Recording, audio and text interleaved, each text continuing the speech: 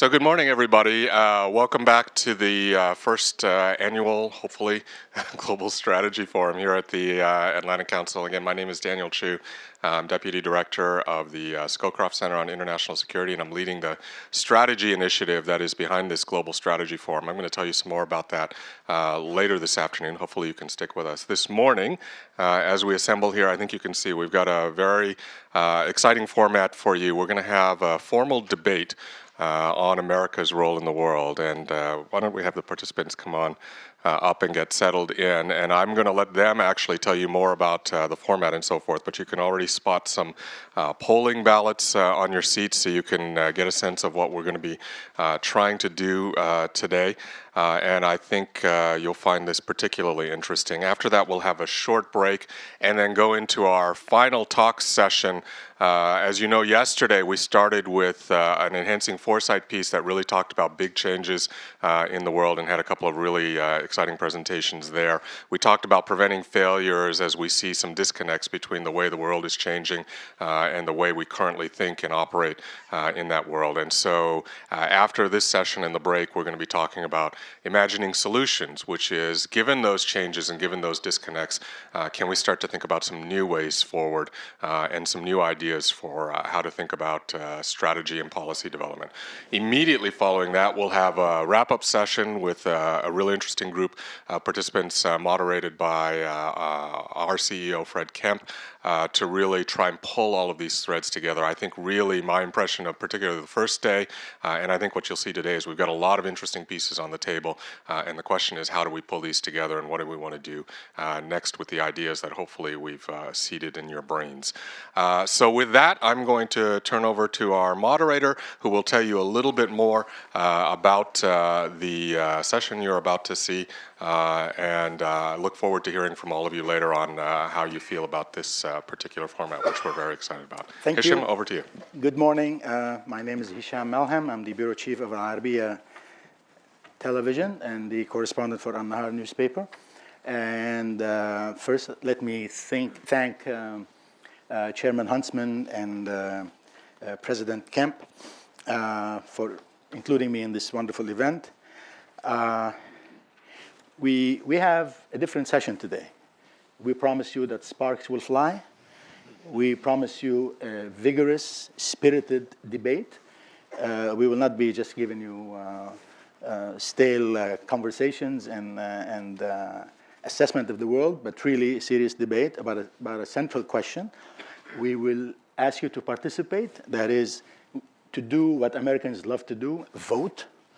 So we will be voting on a resolution at the beginning of the session, and then we will vote on the same resolution at the end of the session, just to see which of these two gladiators is going to convince you to change your mind as to whether America is or supposed to be or should remain the indispensable nation or not. Now, the phrase indispensable nation is a new phrase. It's barely 20 years old. And it was coined by a Clinton aide, Sidney Blumenthal, with the historian James Chase. And the phrase was given to Bill Clinton, who used it in 1996 in his speech justifying and explaining America's military intervention in Bosnia. It was a Democrat who introduced this. Later on, Madeleine Albright, being the smart academic that she is, I guess, grabbed it and used it and popularized it. And most people think that she coined the phrase. Sorry, Madeleine. So Democrats have this affinity with the quote-unquote indispensable nation. The Republicans, on the other hand, love the more muscular American exceptionalism. Don't tell the Republicans that it was Joseph Stalin who coined American exceptionalism when he said we should stop this nefarious claim, or the heresy, I'm sorry, the exact quote is the heresy of American exceptionalism. But the Republicans need not know this. Today, the way the phrase was coined here, we were going to vote on the United States. The quote, this is the quote. The United States is the indispensable nation. Global stability and growth depends on an assertive U.S. foreign policy and a strong, active U.S. military presence around the world. Now, we will, so the format will be that Xenia will start first to give the case for the affirmative that the United States is or should be or should remain the indispensable power. And then Chris will try to, as we say in philosophy, deconstruct her argument. And let's see if Don't use that. don't use that. I am not going to deconstruct anything. I mean, you know what it is. I mean, I spent 7 years in college studying philosophy, European, you know. So we talk about the deconstruction, all that stuff. So, okay. All right. Before I introduce the panelists, excuse me, I'm a former academic, so I shuffle papers a lot. So let's, shall we start voting now? Okay. Shall I remind you again of the, or you have it in front of you? Okay, so let's begin the process of democracy and vote. Let's think of us as citizens of the old Greek polis and exercise our rights of voting. Are we allowed to vote? Huh? So are we allowed to vote? Well, Xenia is asking, are we allowed to vote? We're allowed to rig the whole thing. We only get one vote. Well, not where I come from.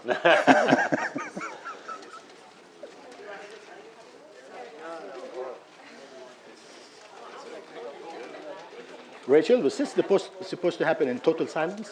I mean, can they collaborate? I mean, what is this?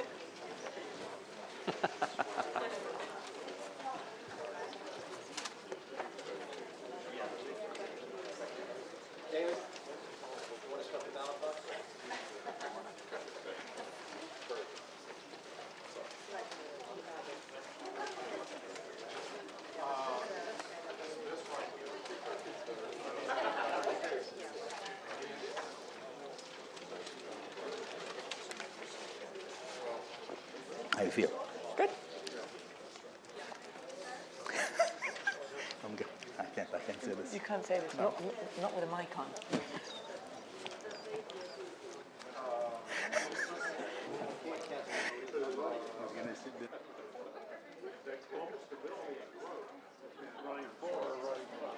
Damon, you're writing for Hillary did not count.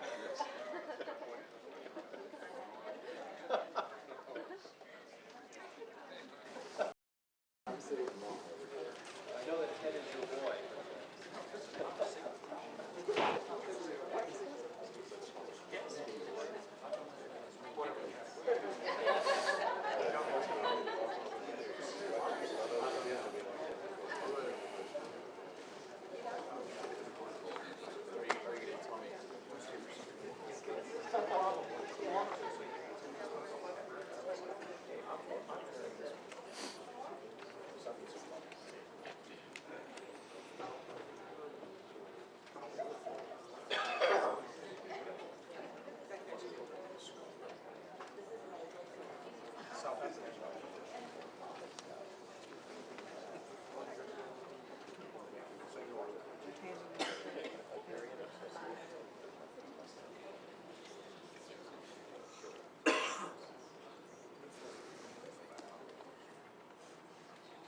They're counting it.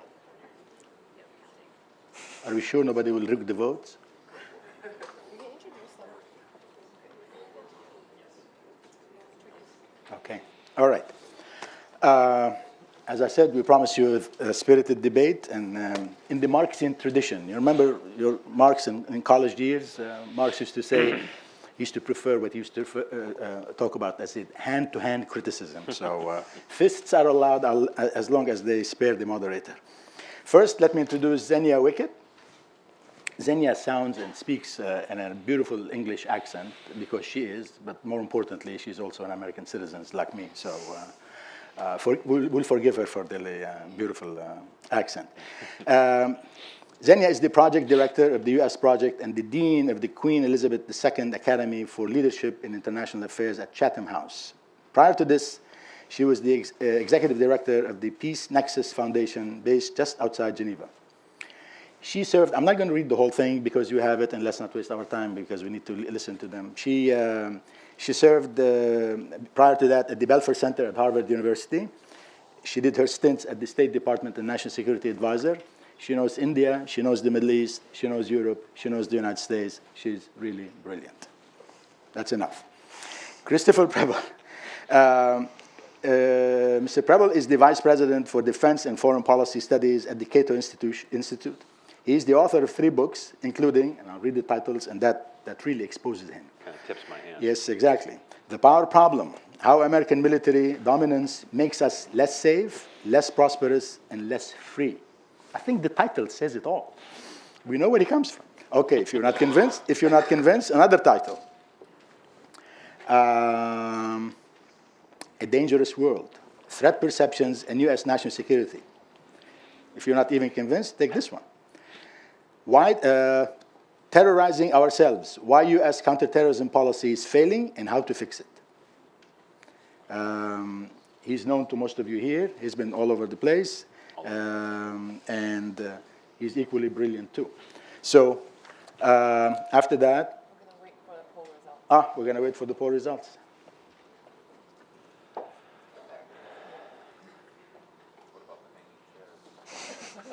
Hanging chads?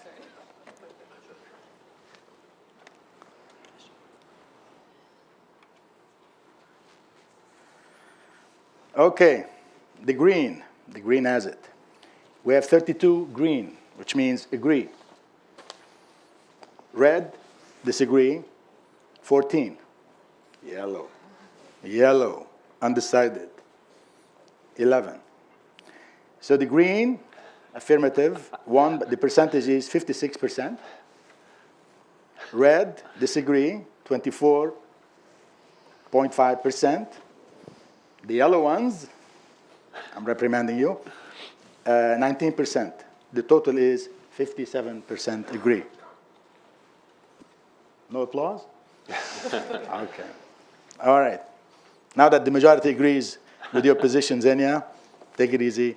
The floor is yours. 10 minutes, and 10 minutes only.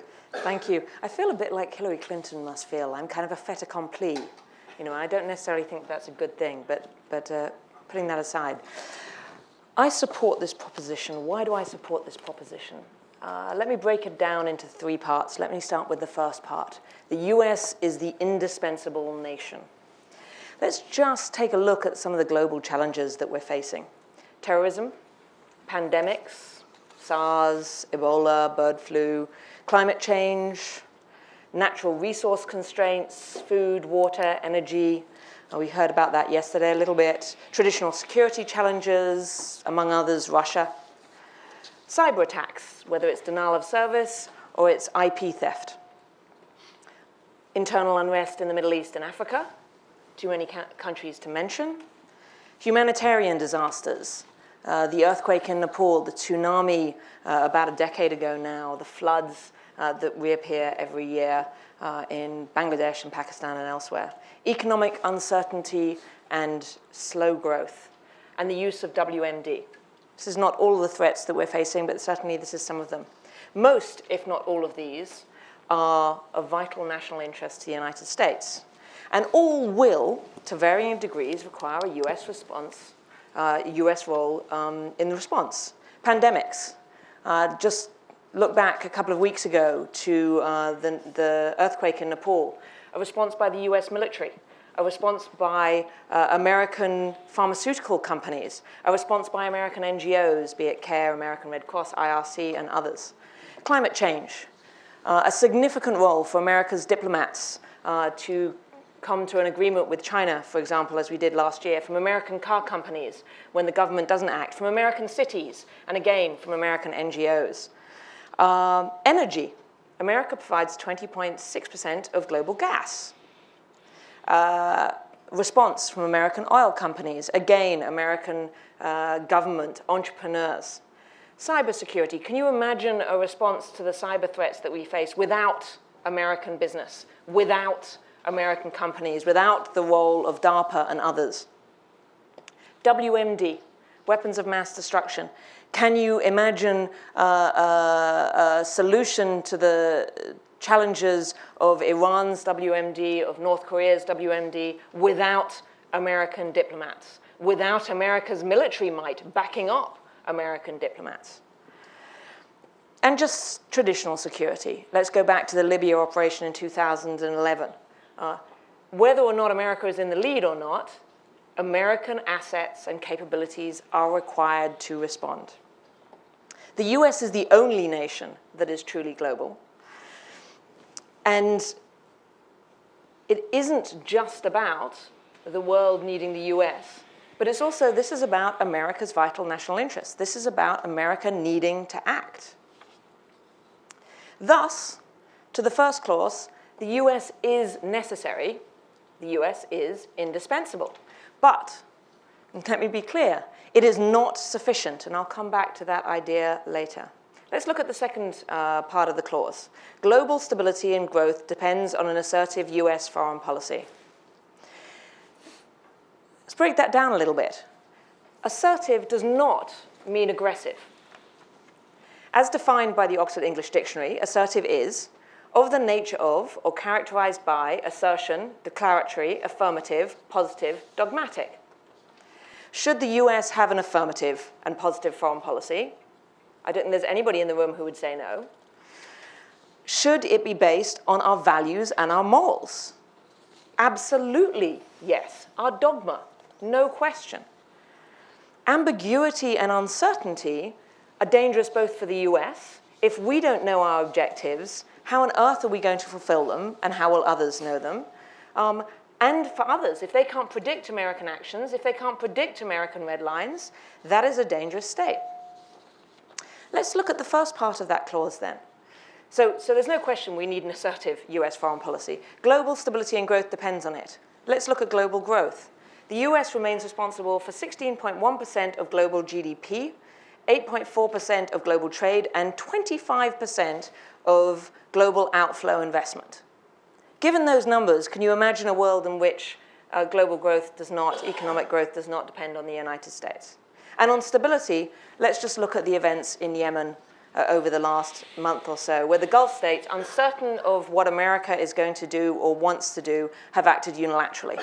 And it is hard to imagine that that puts us in a better place. So, the second part of the clause, global stability and growth depends on an assertive US foreign policy. Undeniable. And finally, let's look at the third part of this clause, and a strong, active US military presence around the world. The US continues to provide global security and public goods. We participate in piracy operations. We maintain open sea lanes. We provide humanitarian and disaster assistance globally. We provide security umbrellas in Europe, Asia, and the Middle East that allow others to spend less and focus on other developmental goals. All of this is provided in part by the US military, very importantly, in conjunction with other forms of US power, be it diplomacy, be it economic assistance, be it soft power. And, again, very important, with the support of other nations around the world. Thus, a strong, active US military presence is necessary. Think of the counter. Where would we be if there wasn't a strong, active US military presence? What would be going on today in the Middle East, in Asia, and even with Russia on Europe's doorstep? Let me take a brief moment now to say what this does not mean. This does not mean that the US should act alone. This does not mean that the only instrument of power that the US should be using is the US military. And it does not mean that the US is always right, either in its objectives or how it goes about meeting those objectives. There is absolutely no question, and I'm sure we will get into it, that the US has made mistakes, both in policy choice, timing, and mechanism of action. However, at the same time as America, as we make mistakes, it is also not possible to think about addressing any of the global challenges that I started with without the participation of the United States. And if not the United States, then who? The EU, China, Brazil, Russia, Japan, they're all powerful actors. But none of them have the scope to take on the mantle of stability that America provides globally, even if they acted in concert, which, let's face it, is far from likely. On the other hand, the US is able, if it does it right, the US is able to bring many of these actors to the table and to work in conjunction with them. Were the US to withdraw from the world to within its borders, were it to have a timid or uncertain foreign policy, And were it not to use its military, among other instruments, to help provide global stability and security, then the world would be a less safe and a more unpredictable place. And that would not be good for global stability and growth. Thus, let me conclude. It is undeniably true that the US is the indispensable nation, and that global stability and growth depends on an assertive US foreign policy, not aggressive, assertive US foreign policy, and a strong, active military presence around the world. Thank you. Thank you, Zenia. Wonderful. Chris? Great, thank you. Excellent opening statement by Zenia, as I expected. But I'll say, on the one hand, I don't envy her task, because I think her claim on substance is far more difficult to prove. After all, the suggestion to prove, we can suppose, but to prove, it's very hard. I mean, the suggestion that a single country possessing 5% of the world's population, perhaps 20% of the world's GDP, Zenia actually cited 16.1%, but it's in the low 20s and going down in relative terms, is indispensable to the world's well-being, both its physical security and its economic prosperity, I think is simply hard to believe. And yet, on the other hand, many Americans do believe it, and nearly everyone here in Washington believes it, as was revealed by the poll results, which did not surprise me at all. In fact, I'm not very good at math, but it's clear to me that if I convince every single person who was undecided that I was right, I still lose this debate. So that's where I start from, okay? I think it's hard to prove the case, and yet it's widely believed. The idea that the United States is the world's indispensable nation represents something close to the reigning orthodoxy in Washington today, and for the past 2 decades, broad bipartisan consensus. I could quote so many different examples. Robert Kaplan in 1994 warned of the coming chaos if the United States returned to its pre-Cold War roots. Robert Kagan and Bill Kristol in 1996, quote, "American hegemony is the only reliable defense against a breakdown of peace and international order." Fast forward to 2012, when Kagan wrote, "There can be no world order without power to preserve it, to shape its norms, uphold its institutions, defend the sinews of the economic system, and keep the peace." If the United States begins to look like a less reliable defender of the present order, that order will begin to unravel. And on top of all of that, if that wasn't enough, I found in this fine report, which I encourage you all to read, on page 29, it says, "For the current international system to remain viable, the United States must remain its ultimate security guarantor. If post-war history has taught anything, it is that the judicious use of American military power is central to system maintenance." So this is the reigning orthodoxy in Washington, D.C. And yet, so we have this vision that the world is sitting atop this combustible log pile, and every incipient conflict can become the spark that engulfs the whole planet. And not merely that, but the United States is the only country in the entire world with a bucket to extinguish the flame before it becomes a raging inferno. Only the United States, and Zenia said that in her opening remarks. Madeleine Albright said, "We stand tall and we see further than other countries into the future. And we see the danger here to all of us. We see it better than they do." In fact, if you think about it, to read what amounts to serious discussion in foreign policy circles today, one might conclude the United States isn't simply the world's indispensable nation, it's the world's only nation. Or at least the only nation with the sense and the foresight to even have a foreign policy in the first place. This is Michael Mandelbaum's view, who talks about the United States providing global governance, global public goods, like Zenia says. "For better or worse, the world has, in the first decade of the 21st century," he wrote, "no substitute for the United States as a provider of governmental defense services to the international system." So there you have it. In fact, I'm going to argue that there's little reason to believe the world will descend into chaos if the United States used to a restrained foreign policy focused on preserving its national security and advancing its vital interests. That is because there are, in fact, other countries in the world, other governments in the world, pursuing similar policies aimed at preserving their security and regional, much less global, chaos is hardly in their interests. So why is it that this idea that other countries have security interests and economic interests, and thus the world is not, in fact, poised for collapse absent U.S. military dominance, why is that not more widely believed in the United States? Well, one reason is because the United States and the world has enjoyed an unprecedented stretch of security and prosperity, and this period, this long peace, has coincided with U.S. global dominance. Fair point. But of course, correlation doesn't prove causation. There are many factors that could explain the relative peace of the past half century. If you survey them all honestly, from economic interdependence to involving norms governing the use of force, to the existence of nuclear weapons and other international institutions, the question should be at least, how can we know that the U.S. power is the only decisive factor to all of those things, and will remain the only one for the foreseeable future? I don't think we can. Interestingly, Xenia posed a hypothetical. She asked, where would we be without U.S. power? Question mark.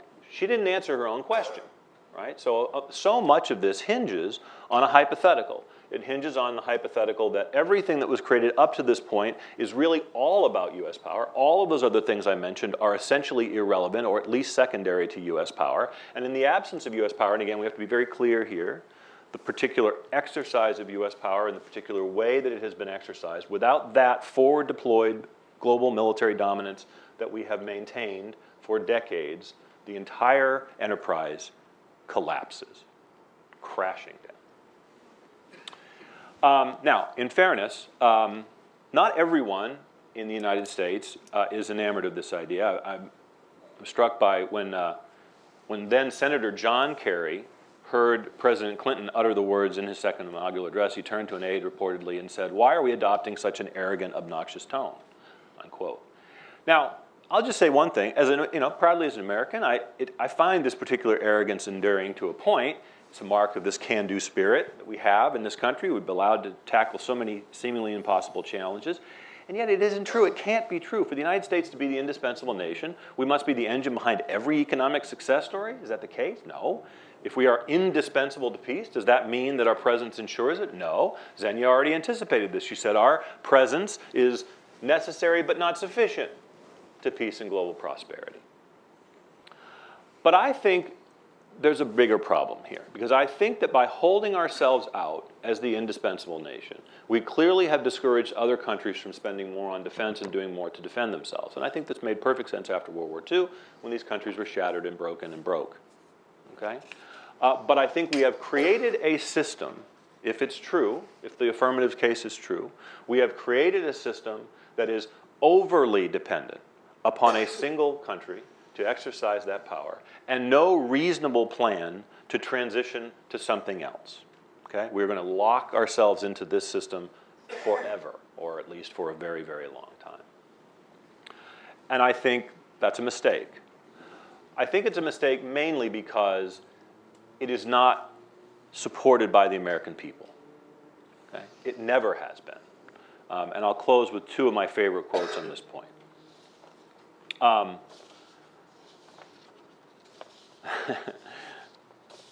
The problem with benevolent hegemony, Francis Fukuyama explained in his book, America at the Crossroads, is that it rests on a belief in American exceptionalism that most non-Americans simply find not credible.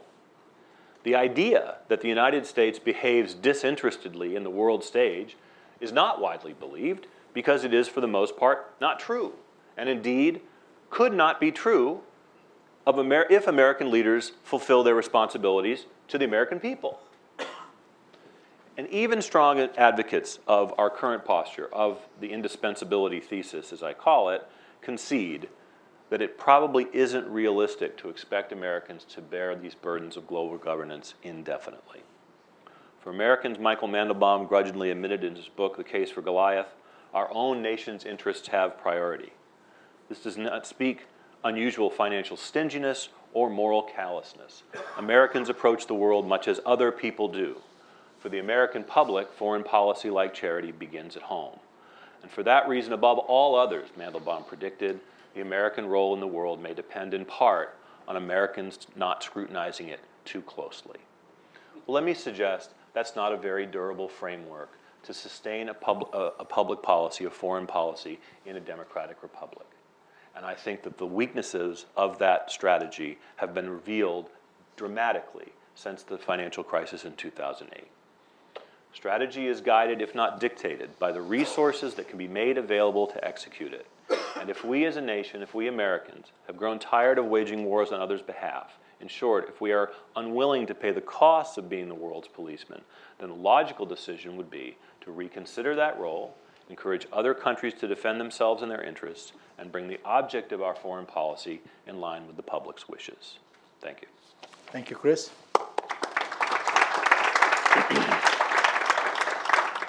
Xenia, 2 minutes of rebuttal. Thank you. We were promised fistfights. You're not going to get fistfights. Because I agree with most, not all, but most of what Chris just said. But Chris isn't defending the proposition here. Chris is suggesting that he is taking the proposition further than it does in the statement. He is suggesting that the way America acts today is a given, is a necessary. He is suggesting that, as he said at the beginning of his comments, that the US must be hegemonic. He is stating that the US must act alone. He is also suggesting that this is indefinite, that we are taking on this unilateral role today and tomorrow and the next day ad infinitum. And he's also suggesting that the US must lead. This statement doesn't say any of those things. This statement says very clearly, the US is an indispensable nation. The US is an indispensable nation. Just look at what has been going on around the world for the last, well, since World War I. The US is indispensable. It has the resources unlike any other power today. That does not mean that the US needs to wield those resources the way it always has. Does not mean that the US needs to act alone. So I think we must be very, very clear about what the proposition suggests. America has not always done it right. Absolutely. We need to get better at the way we act. Absolutely. But are we today indispensable? Yes, absolutely. Thank you, Xenia. A rebuttal of the rebuttal? As I expected, we have changed subtly the proposition from is to ought. Fair. I did that. She caught me. Okay. So the question is, so I put a question back to Xenia, because I explained the dominant mindset here in Washington as being both is and ought, that we are the indispensable nation and that we ought to remain the indispensable nation. Is Xenia suggesting that we are now the indispensable nation, but we should not be in the future? If she is, then we truly are in agreement. Of course, transitioning from one to the other is quite difficult because no one will want to transition. Absolutely no one, virtually no one, other than the American people who have already decided, okay, who have never really been enamored of this mission in the first place. So I will freely concede having lost this debate today if at the same time I come away with Xenia endorsing the ought of my opening remarks. The ought, that we ought move away from the current model to something more durable, more resilient, and not based on this single point of failure, which we have today. The single point of failure being the will of the American people to sustain it indefinitely. Thank you, Chris. It's my turn now for try to provoke them for a hand-to-hand criticism. Let me start with Chris. If the world is full of liberal democracies, maybe we would do away with one country or a group of countries being indispensable. but the world is not. I mean, Francis Fukuyama was a bit off about the end of history and the ascendancy of liberal democracy. And Mr. Putin just reminded us of that with the first major land grab on European soil since the Second World War. Can the United States be an economic empire? And it is, given its influence and its interest throughout the world, its incredible soft power, the soft power that attracted me as a young boy growing up in faraway Beirut.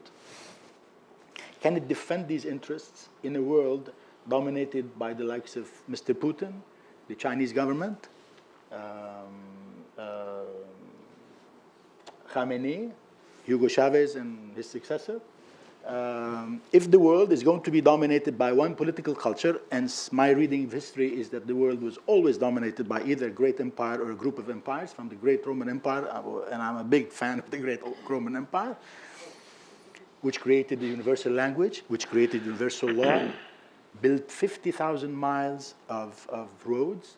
The United States is an empire in that sense, I think. Many people believe that. And if the world is going to be dominated by one political culture, would you rather have the United States, warts and all, with all the problems and the mistakes and the crazy invasion of Iraq and whatnot, or dominated by Russia's Putin, the Communist Party in China, India, Iran, or even the great European powers that are diminishing today? Or the United States, warts and all? I do not accept the dichotomy. I do not accept it as an either-or proposition. If it were true that the world was likely to be dominated by, and these are the likes of Vladimir Putin, Beijing, Khamenei, Chavez, there might have been another one or two mixed in there. If I thought it likely that the world would be dominated by those 4 or 5 or 6 poor, weak countries, one exception, China is neither poor, it is poor, but less so, of course. But those other countries are remarkably poor and weak. The trend is decisively against them. And the trends are running decisively against them, not primarily because of U.S. power and U.S. influence primarily, but because there are a number of other Western liberal nations in the world that are poised, even today, to block that rise, to stop the world from being taken over by illiberal regimes. And so I think that premise is flawed. I don't think that's accurate. But again, I will stress, there are a number of people, I think Bob Kagan is probably the most prominent among them, who argues precisely the opposite, who says that all of the things that we value in the liberal world order are for nothing. These ideas mean nothing. The success of liberal economic, political, and liberal political systems would all collapse were it not for American power. I don't believe that's true. And in fact, I think it betrays a curious lack of regard or faith in the power of ideas, which are what really has allowed the United States to extend its influence over the world. Not the power of our weapons, but the power of our ideas, most of which, of course, were not projected by military power, but rather by the mere attractiveness of our success. Zenia, did we defeat fascism and Nazism and then by the power of ideas, although the power of ideas were very important, or also by the force of arms? Actually, I'd kind of like to move it to, we defeated them by leadership. You know, all of these things are With necessary. some guns, too. It is not, all of these things are necessary. The error that we make so often is to think that one tool will do it all, be that in a military tool, or be that the power of an idea. And the reality is that we need the combination of all of these tools, and that we need the combination of many different actors. So this proposition isn't about that. What is, if you will, the precious ingredient is leadership. Now, it remains a fact that America has been an incredible leader for decades now. So often, America has been in front, has been leading. And does, to pick up one of Chris's point, is that a resilient environment? Probably not. You do actually need alternatives. And America is looking for alternatives. And some of those alternatives are not going to be in the guise of a state. Some of those leaders are not going to be coming from states. They're going to be coming from non-state actors, businesses, NGOs, and the like. But that idea of leadership, that is absolutely integral to coming up with the solutions. Does that mean, to change slightly a phrase that you will all know well, leading from behind, leading from in front? I don't know, actually, the answer to that. But what I do know is that America has been the leader for the last many decades. Should there be other leaders? Are other leaders coming to the forefront? Absolutely.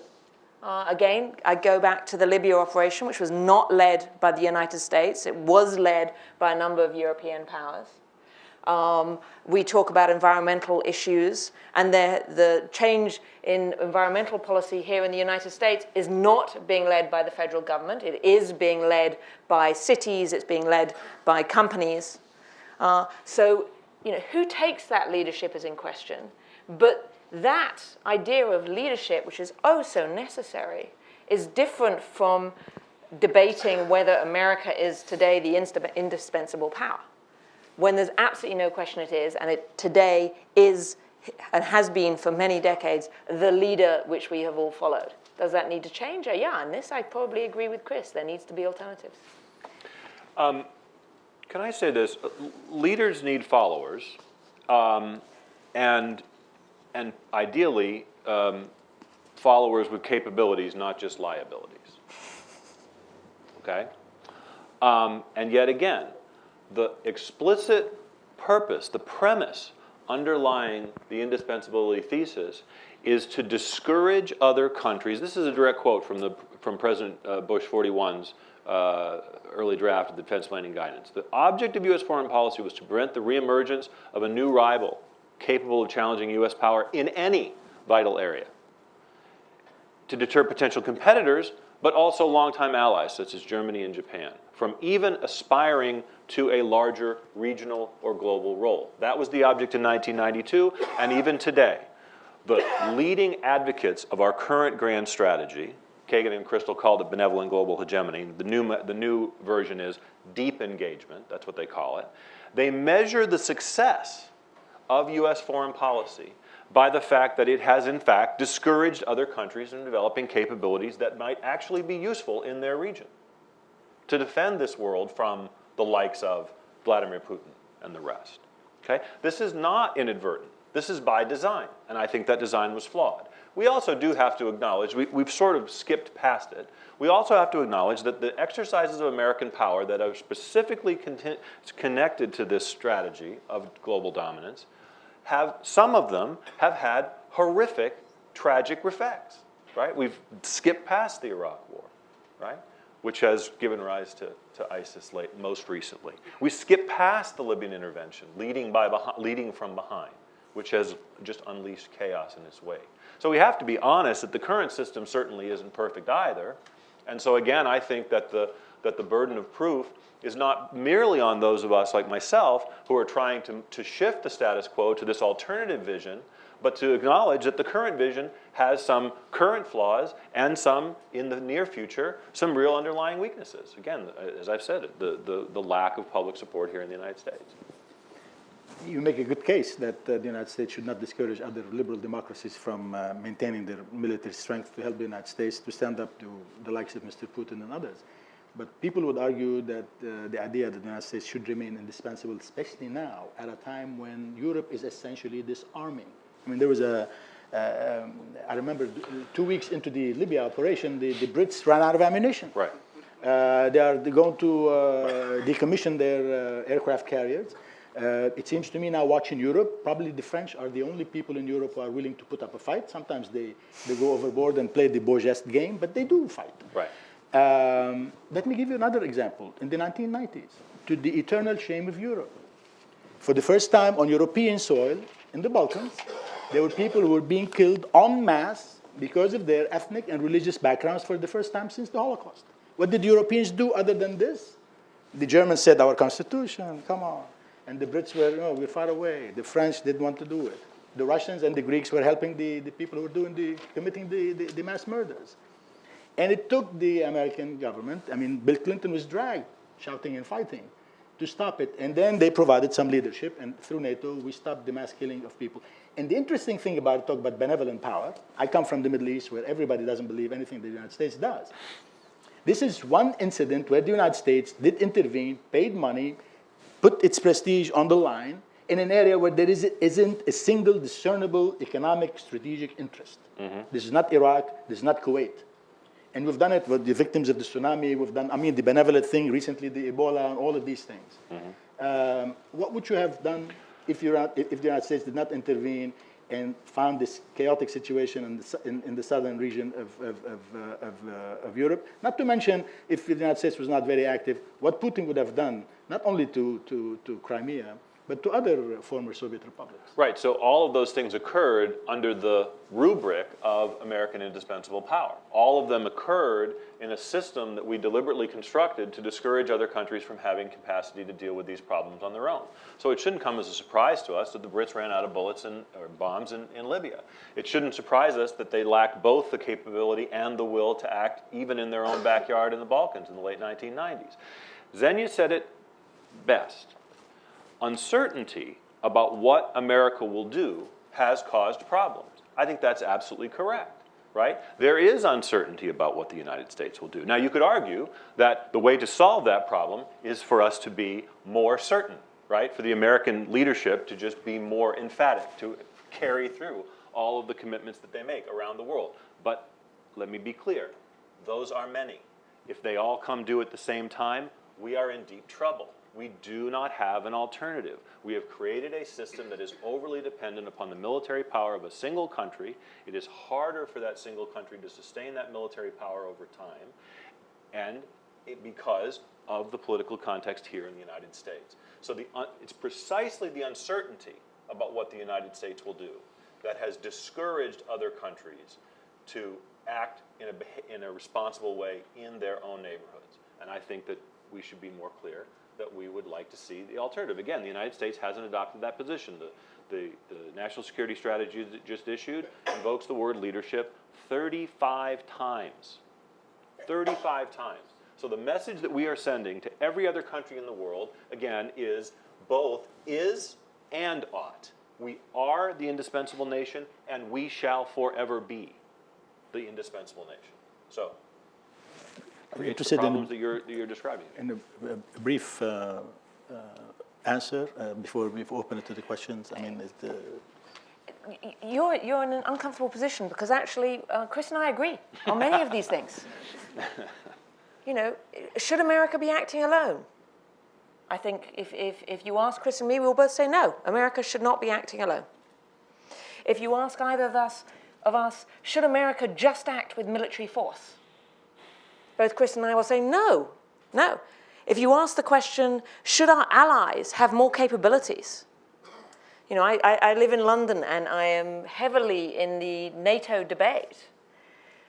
Should, you know, Britain reach the 2% spending on defense that NATO, that everybody agreed, and in fact, the UK pushed very heavily at the summit last year? Absolutely. Should we get better at wielding our military? Should we get better at providing development assistance? Absolutely. So Chris and I agree on all of this. None of that actually takes away from the idea that today, the United States, because of its resources, because for all of its faults, the political system that we have created, because of the strength of the entrepreneurial spirit in the United States, because of all these things and so many more, because of where we sit geographically, because of the resources we have available to ourselves, energy, water, food, because of the kind of relationships we have around the world. Because of all of these reasons, America is today the indispensable nation. Do we need to build more resilience? Do we need to find stronger partners? Do we need to work more effectively with those partners? Do those partners need to have more resources? Absolutely yes to all of those questions. But none of that moves away from the fact that today, America is an indispensable, and actually is an indispensable nation, an indispensable power. I'm not convinced, but okay. let me, I'm going to open the debate, the questions from the floor, but just say a couple of things from someone who's a convert to the principle of indispensability, maybe even American exceptionalism. This country used to do great things on its own. The Marshall Plan, Peace Corps, a lot of things. And I would even argue when the Iraqis invaded Kuwait, and even if we did not have an international coalition, I would have justified the American intervention there. I would have justified the American intervention solely, as a solo player, even in the Balkans, to stop the mass killing of people. Benevolent hegemony, call it whatever you will, but there were times when the United States would do certain things on its own. Call it the burden of leadership, call it the burden of empire. I don't think, I'm a student of history, I don't think anytime soon we're going to have a world dominated or full of liberal democracies, but that's my views. The floor is open to questions. Please be provocative and brief. The lady in red. We haven't been provocative in this part yet. Good morning. Thank you for a stimulating discussion. Esther Brimmer, George Washington University, McClarty Associates, and a member of the board of the Atlantic Council. So 2 points. The first one is to say that part of American leadership has also been a system of interlocking institutions, and that those institutions since the Second World War, whether it's NATO, the United Nations, a variety of other global and regional institutions in which the United States participates, or in which it does not participate but its allies do, are part of the international system. And that's all, a part of American leadership is leading in those institutions. And the beauty of that is that there's a flexibility, it's an organic flexibility that allows leadership by others. And I think that is an important part of ongoing international leadership, where the United States will be the important watchmaker, my phrase, is that will keep the system running, but where others have leadership roles. And given that in just the past 24 hours, we saw the Japanese Prime Minister here talking about the additional heightened role that Japan will take in terms of strategy, I think that's important. The second point is to say that our debate is actually not in this room, but with people outside this room. That the speaker suggested that there was a consensus in Washington. And I think we need to be concerned that there are those who do not share the view that the United States' role is important, who support a sequestration, which means that we randomly cut our defense spending and our foreign affairs spending without thinking strategically, who actually could not get around to expanding the voting structure in the IMF. The U.S. needs to be involved in careful leadership and maintaining appropriate international affairs commitment and spending to have that leadership role. Thank you. Take this one.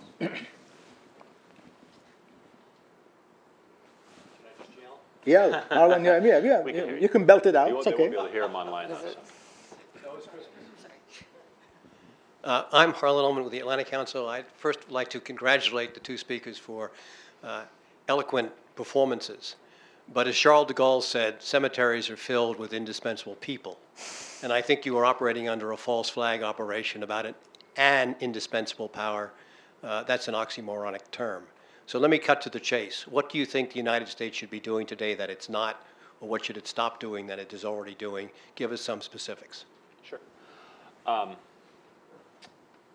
I think that the system of alliances that was created during the Cold War, including NATO and some of the bilateral security relationships in Asia, East Asia, should evolve.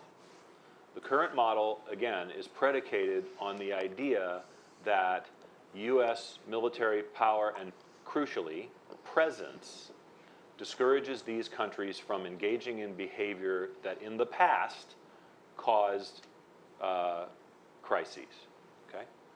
I believe that the political order that's been created in Europe is more important today than American military presence. I think that the idea of Germany and France going to war with one another are about as likely as Kentucky and Tennessee going to war with one another, right? I think it is absurd. It was not absurd to think that in 1947 or 1948 or 1949, okay? The world has evolved. Asia is a little more complicated. Actually, Xenia has written quite eloquently on the need for an evolution in East Asia. But I think we start with recrafting the U.S. Alliance relationship in Europe and communicate to our European partners very clearly that this model cannot be sustained over time, that the Article 5 commitment must evolve into a mutual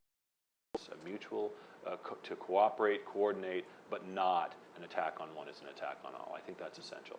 Ultimately, it can't happen overnight for the reasons we've already talked about. These countries do not have the capabilities in order to deal with these problems in the near term. Okay, and again, I argue, and I think there's a lot of evidence to support this, that the reason why they do not have these capabilities is precisely because the United States has signaled to them that they should not have these capabilities by our actions, not by our words. Go ahead. Just a couple of quick points. Because I've been agreeing with Chris too much, or he's been agreeing with me, I'm not quite sure. Where I will disagree with Chris is on his last point, that we have been discouraging our allies to build resources. I don't think it's true. I don't think, the amount of pressure, I mean, let's go back, talk about something very tangible, the military. Let's go back to Bob Gates's statements to NATO member states back in 2012, 12. Very, very clearly, publicly, which of course is quite undiplomatic, Bob Gates stated, paraphrasing, you guys need to step up. Panetta did it rather more diplomatically, rather more privately. But essentially, there's been a very, very clear message. There's been a very clear message with the Asian partners and allies, too. And not just on military assistance, but on other instruments of power. Let me make my second point, though, quickly. Because the question that Harlan said is, what are we doing wrong? What are we doing right? And to pick up one of Esther's, what Esther said, Chris is absolutely right that we need to become more resilient. And when resilience means we need to have alternatives. So it needs to be more than just American leadership. And you are beginning to see that. I mean, again, I go back to Libya as being kind of a very obvious case. But you look at the Ebola response, it wasn't just an American response, that was a global response. And again, not a military one in many cases. You look at the response to the Nepalese earthquake. Again, there's been a military response, but there's been a broader humanitarian response, a global response.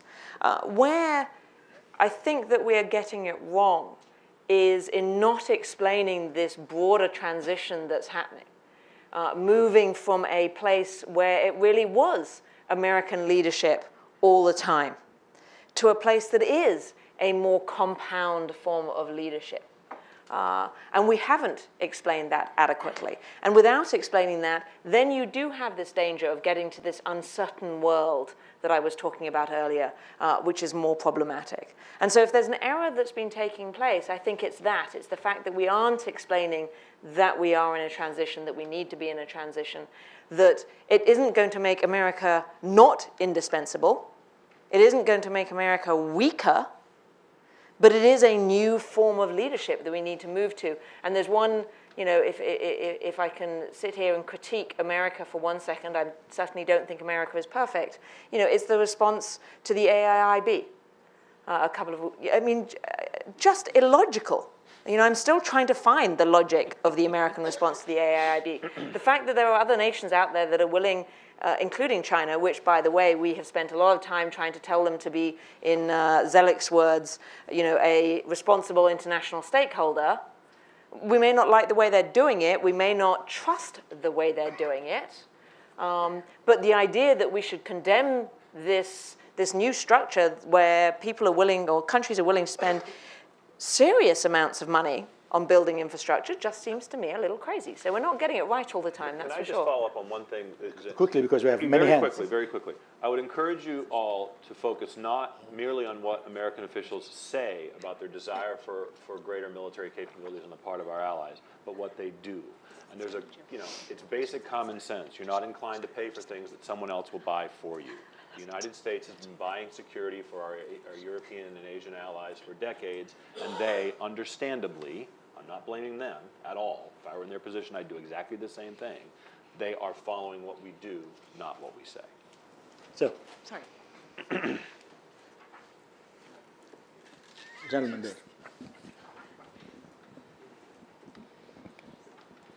Hi, Bob Hormats, Kissinger Associates. Hisham made, I thought, a very interesting point that I'd be interested in the other two panelists following up on. You mentioned the Marshall Plan as an example of American leadership, and I think there's a dimension to the Marshall Plan that plays into this very well. The genius of the Marshall Plan was not American money, essential as it was.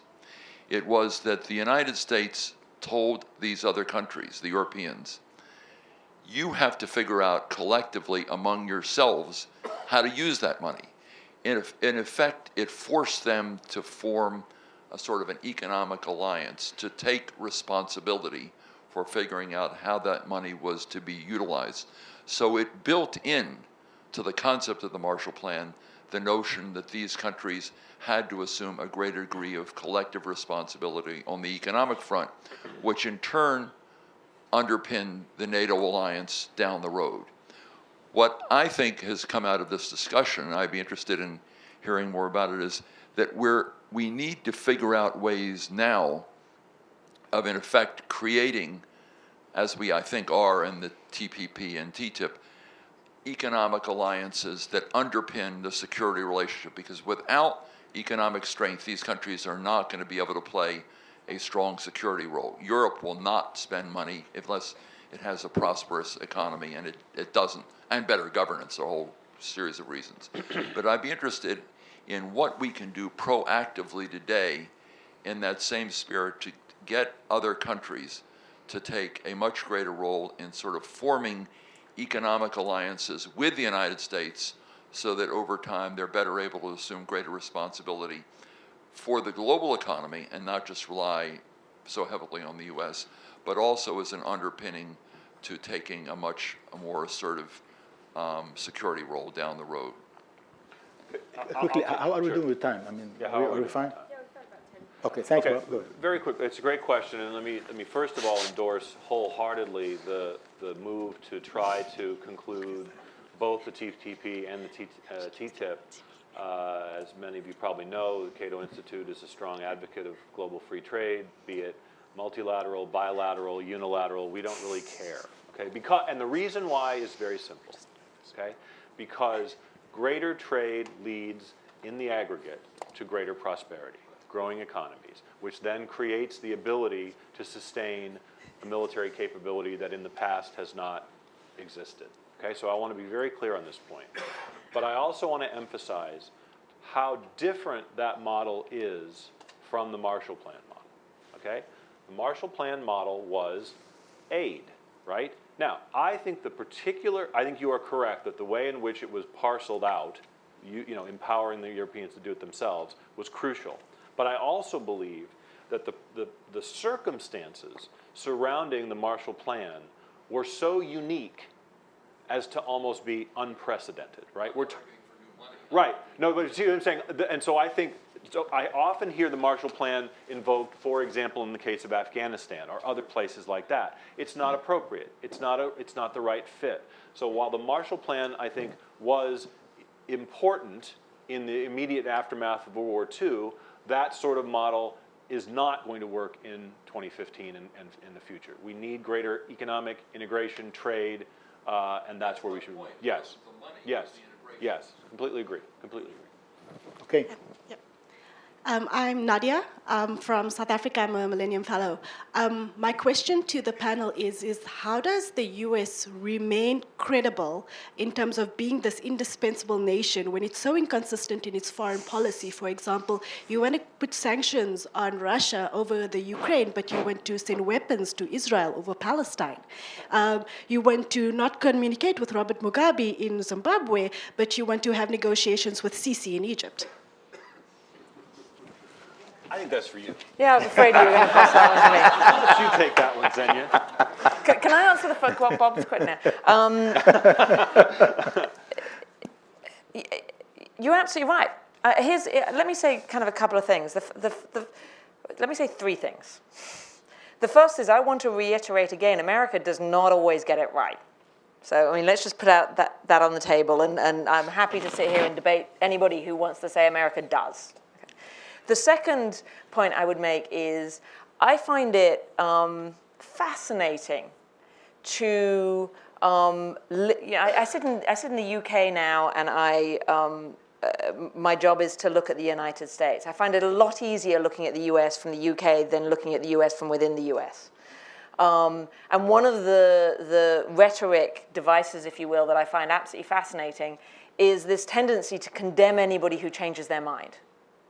You know, the idea that we have a one-size-fits-all policy and we can take what we did in one country and we can reapply it to another country, it's just a false dichotomy.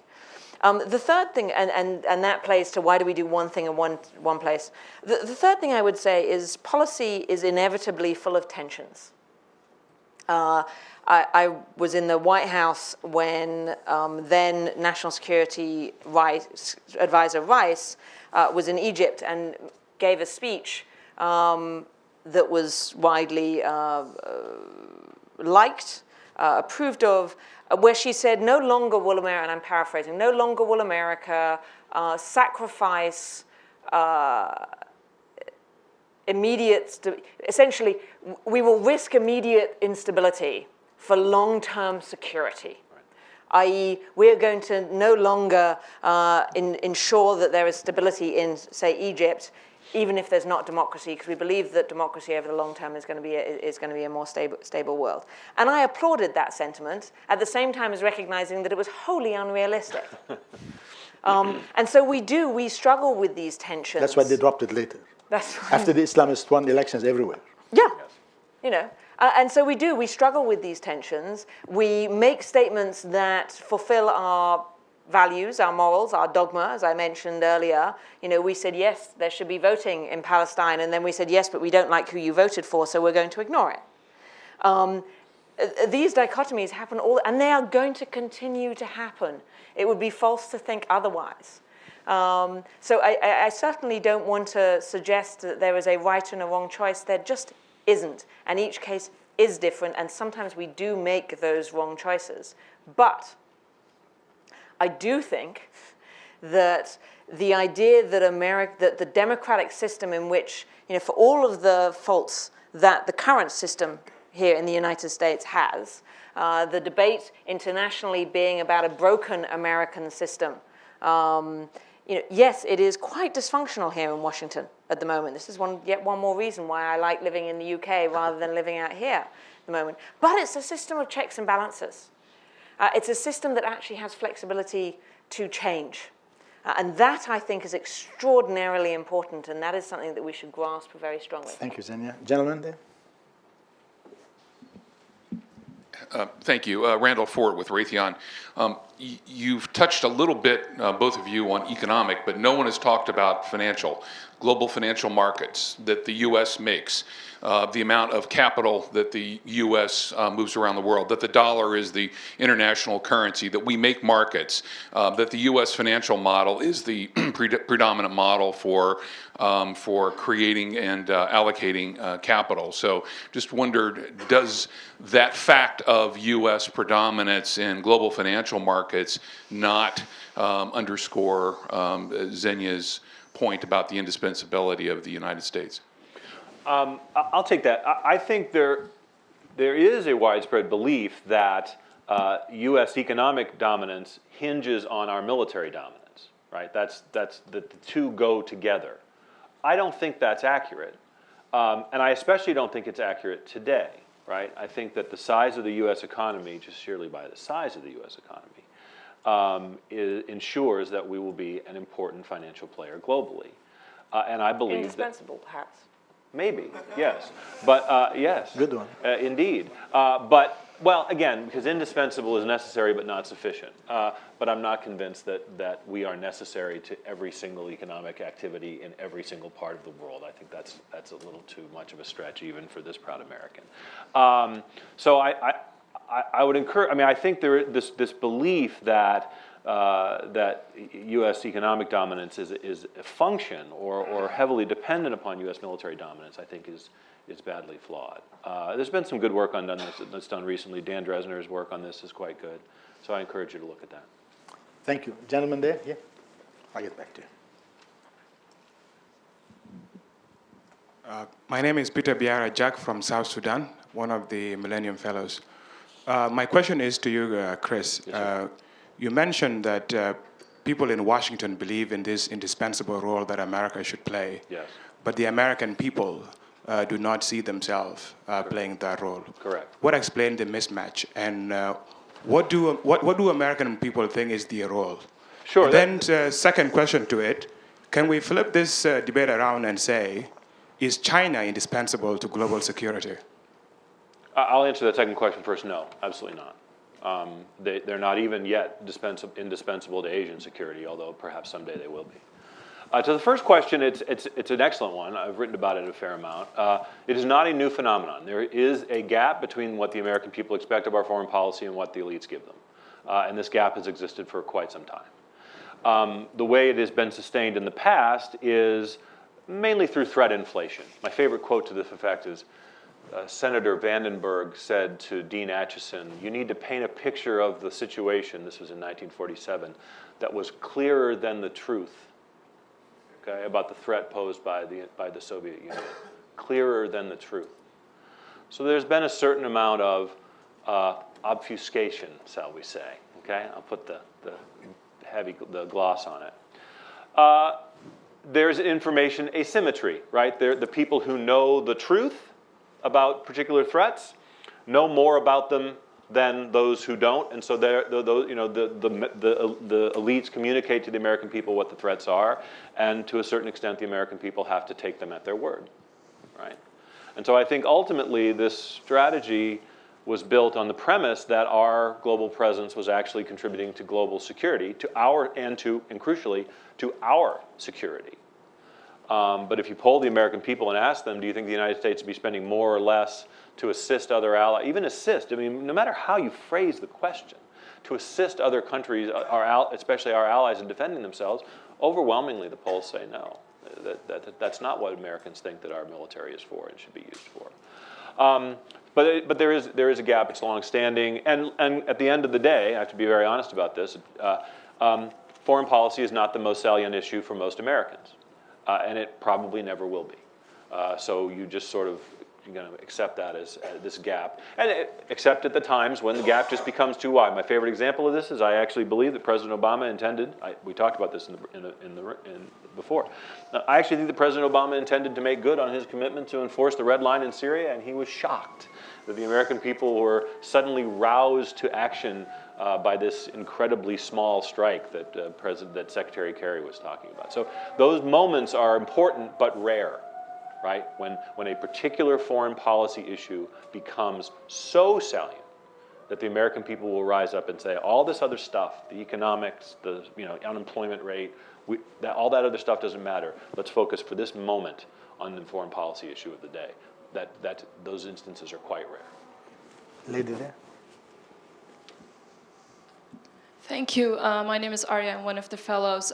What I sense is that the panel is using the terms American power and American leadership interchangeably. To me, these two are different concepts, but I would like to know what the panel thinks. Do you think there's a difference between having power and wielding it and doing whatever maintain it in the world and exercising real leadership in a world that needs it so much? So the difference between American power and American leadership. Let me answer that. I mean, I think, again, there's a joy of not being in the US when many of these debates are going on in the US. I mentioned earlier the Ryan Lizzer, American leading from behind. And I found it absolutely fascinating that there was this response, this kind of visceral response here in the United States that was shocked and disgusted at the idea of America leading from behind. And yet it seemed to me that this idea of leading from behind, or leading, what expression I use quite often, leading from within, is a very positive one. The idea that America continues to lead, but it leads in coalition, it leads with others, it brings others along. I mean, that to me is exactly the kind of leadership that we want to show. And exactly the kind of leadership that I would talk about and that I think the world needs today. That is absolutely a different idea from the idea of American power. The reality is today, for the reasons that Randy mentioned in the financial space or in the economic space, I gave you some statistics, or in the military space, where we continue to spend as much as the next 10 countries combined, America still has the preponderance of power. be it military power, economic power, financial power, soft power. I did a study last year on elite views of the United States and Asia and Europe. And one of the things that really stood out is that in Asia, there's a real desire, in Asia, there's a real desire for American military power. And in Europe, there continues to be this incredible desire for the power of American values, the power of what America has always stood for. So America has a preponderance of power, and that's what makes it indispensable. The way uses that power, the kind of leadership that America uses, that is a different question. And I think that is where, maybe to Harlan's point, and to Esther's point, we need to find a new way of leading because we're not necessarily getting it right, which takes me back to my first point that I always find quite ironic that this idea of leading from behind is so condemned in this country, when actually it doesn't sound like a bad idea to me. Okay, I'm sorry we have to go now to the wrap-up, but just quickly. Chris is right. You cannot lead unless you have followers. You cannot lead from behind. You cannot lead from within. You have to lead from the front. That's the whole history. You cannot have a bunch of a community or a committee leading. There has to be a lead one. I'm now quoting you. No, okay. I actually agreed with Zenya's last point. So, I give up. So I give up. I actually agree with your last point. I give up. Okay. I'm going to give you, I'm sorry. Yes, thank you. The 2 minute. 2 minutes. Summation. This has been a lot of fun, and it was, it's great to be here. We should take the show on the road. Zenya and Hisham. We should. That'd be great. I just want to close with this, because I didn't intend to, but it's sort of evolved this way, is I'd be happy to lose this debate decisively, maybe have every single one of you vote for the affirmative, if I also obtained an agreement that is not the same as ought, right? Is that if we are today the world's indispensable nation, we should not expect to be or aspire to be 10 or 20 or 30 years from now, that we need a transition, that when resilience, which is emphasized in this document and was mentioned also yesterday, we have today, if it is truly an indispensable nation, if the United States is essential to everything, like air and water and food for living beings, everything, necessary but not sufficient, then we have created a single point of failure. This is not a resilient system, okay? It is heavily dependent upon a single country. So I would be pleased to lose if I won the broader point, because I've been arguing this point for a long time, that we need to transition to something else. A situation in which the United States is the indisputable most important country in the world, the wealthiest country in the world, with the largest military in the world, but not the indispensable country in the world. That we are one of many countries, actors, who are empowered to act and to use their power in ways that advance primarily, firstly, their security and interests, the security and interests in their region, and in the end, global security. That's where I would like to see. That's where I'd like to see us go. I know this transition cannot happen overnight, but it starts by admitting that there should be such a transition. And I tell you today, that is not the mindset of most people in Washington, D.C. And so we have a lot of work to do. Thank you. Thank you, Chris. Last word. I don't know that I need to wrap up. Because, Chris just wrapped up for me, I feel. The proposition we have in front of us, the U.S. is the indispensable nation. Global stability and growth depends on an assertive U.S. foreign policy and a strong, active U.S. military presence around the world. It does. We agree upon that. Does that mean, and this is where we shouldn't get confused, does that mean that we need to continue to act the way we always did? Does that mean that we shouldn't encourage others to lead, others to gather the resources, the power, be it military or soft power or economic power, to also play a vital role, and in fact, possibly even be indispensable themselves? Absolutely. And I think that both Chris and I agree upon that. So I feel like, I feel like I should almost just stop talking now. In fact, I will stop talking now. Okay. This is too happy a conversation. I mean, I didn't see fundamental differences really. I mean, we were quibbling over concepts and words and phrases, but I think both our great panelists believe that this country, in many ways, is special. I don't know if Chris would accept that. Special. Yeah, special.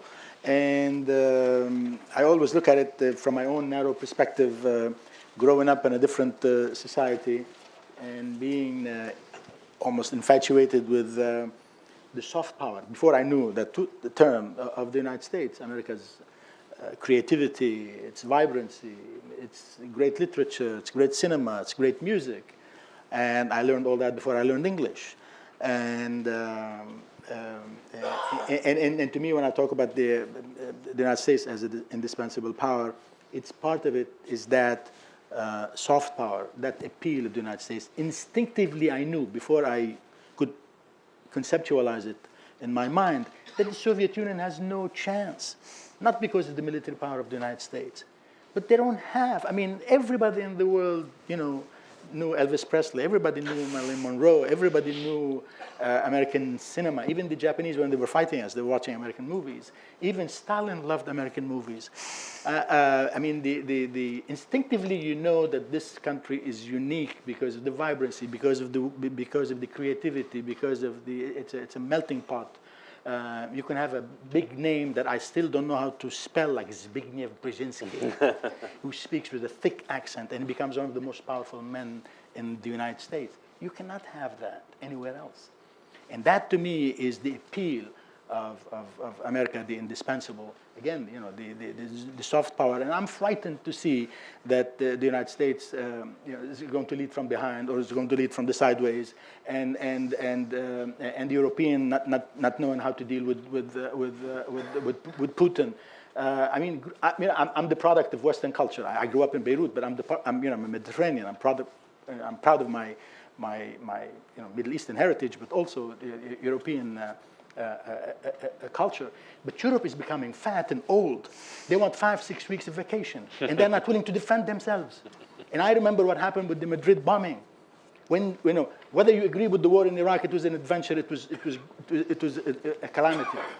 But I mean, for a bunch of terrorists to force a Western democracy just to, you know, to withdraw from Iraq, and that was the purpose of the bombing, and it worked. And terrorism works. And and you need the United States in a dangerous world. So I'm thrilled to be in the middle. I'm not that thrilled because I didn't cause more sparks, but I'm grateful for the Atlantic Council, and I'm eternally grateful to these two wonderful panelists. So we'll applaud them, but we need to know first what is the poll results and see who is the brilliant one here who managed to convince more people, or you know. So let's please. Do we do that after the break, Dan? We are going to do the polling right now. We'll have some very nice people coming around taking your current opinions on this. In the meantime, please, let's thank not only our debaters, but our moderator, Hisham, even though Hisham failed in his duty to get the debaters to come to blows with each other. Thank you very much. Enjoyed the debate. I don't have my cards with me. Oh, okay. I want to write about this. Oh, okay. So please be sure to vote one more time and pass in your ballots. As soon as you've done that, we're going to take a little bit of break. Those of you who come to these events know that during the breaks, people often drift off. Let me give you 3 reasons to please stay with us and come back after the break promptly at 10:30. First of all, as Hisham just alluded to, you will get the results of this poll. So it's a cliffhanger. You should definitely want to come back to hear the results of the poll and see if there's been any shifting based on the discussion that we've had here. Yeah, that's right. You can come up to Chris during the break and see what odds he's giving. Second, unlike yesterday, it's not nearly as nice out, so you should definitely stay here with us. But third is we've got a great group of speakers coming up after this. We've got speakers that you will already know, like David Rothkopf, speakers that you should know, like Alessandra Orofino, and speakers that I think you will soon get to know, like Josh Marcuse and Zvika Krieger. They all have some really fascinating fascinating ideas for thinking about the future differently and tackling some of the problems, including some of them that you've heard here in this debate, in some new ways. I think you will find it very interesting. I think they will find your comments very, very helpful as we pull this together into the last panel, where we'll try and take all of these great threads and knit them into something that we all can take away from this session. So we'll break until 10:30. Please, please, please come back right afterwards so you can hear the results of the poll and the next great group. Thanks again.